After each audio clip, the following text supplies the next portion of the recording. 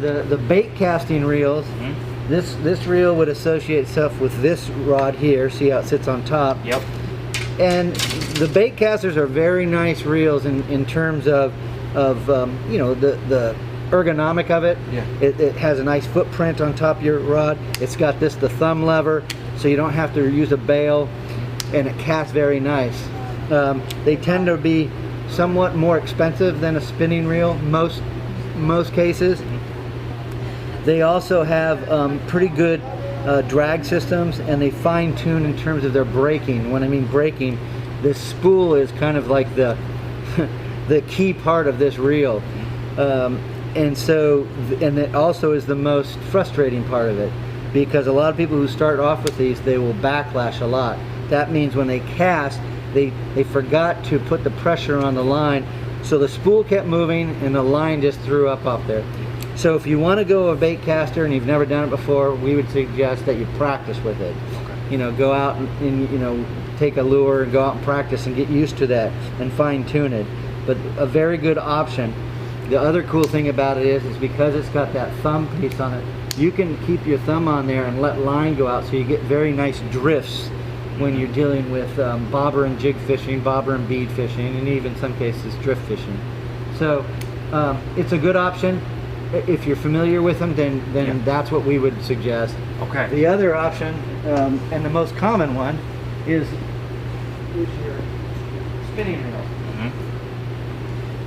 So the spinning reel, again, it sits underneath. It'll sit underneath your rod, like that. And typically all spinning reels will come with a left or a right. You can switch that handle out depending on what your comfort area is. It's got a bail on it, and the bail is what releases. Now you're ready to cast this thing.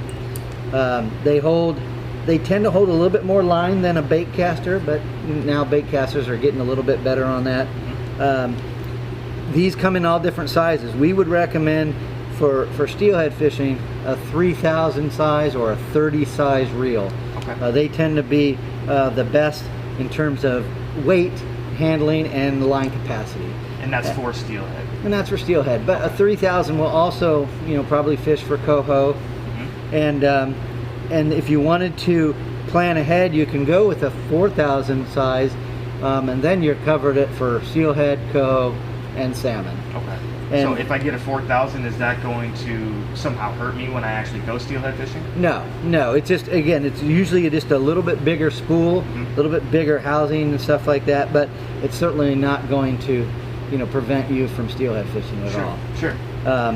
But these are very, and they range price-wise. You can get a 3,000 size reel anywhere from $50, and you can pay up to $300, $400 for one. Okay. But we could set up a beginning steelheader. You know, I could get a nice reel, put it on a SST, and you would have a rod and a reel set up for, you know, if everything goes on sale, for less than $100. Wow. Okay. Yeah. Okay. And so that's what we would encourage. That's what we help. We facilitate. Yeah. Hey, here's what you need. This is going to work for you. It's not cheap stuff. It's going to work, and then later when they get used to it, they can upgrade. Yeah, it's quality products that Mm-hmm. we're actually getting into. Exactly. Not something that's going to break on us our first time out. Exactly. Okay, Yeah. so it also sounds like the best thing to do is to come in and educate yourself and talk to someone like yourself and make sure that you're making the right decision. Yeah, I think that's a smart move nowadays with the internet. You can do a lot of research, come in here, kind of know exactly what you want, and then we can fine tune it for you so they're out the door and fishing.